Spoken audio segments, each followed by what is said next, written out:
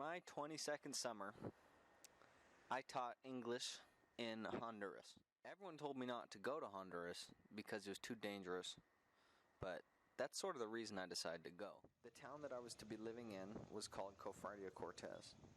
Because I had read about how dangerous Honduras was, I was hesitant to walk around the town.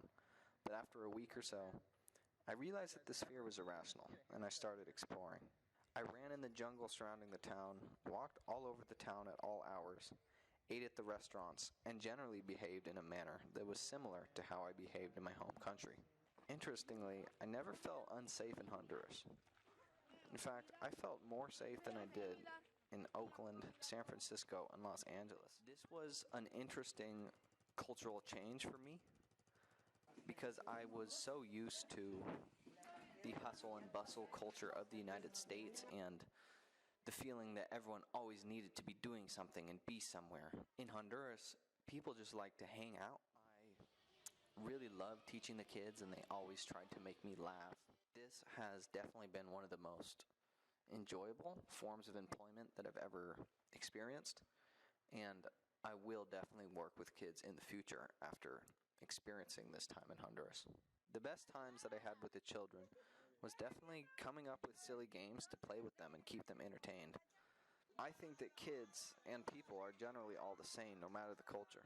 If the poverty here in Honduras was really apparent, I remember going over to some of the kids' houses for a meal, and these kids just lived in a one-room shack with a tin roof with their entire family.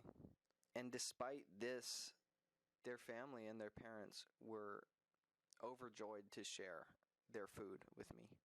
They were just so happy that I was with them and taking the time to teach their children English, as they really saw this as something that really benefited their children's lives.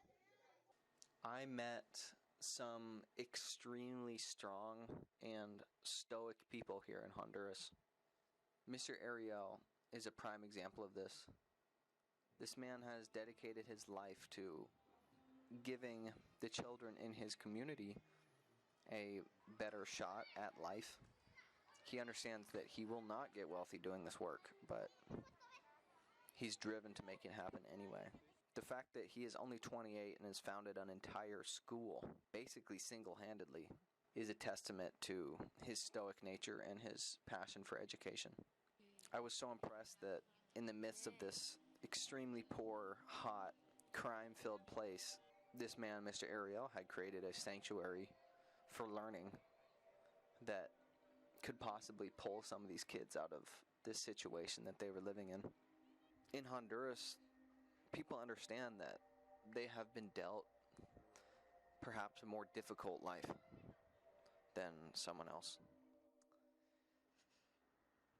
But they're all determined to play the game anyway and make the best of it. And this is an incredibly inspiring thing for me to see.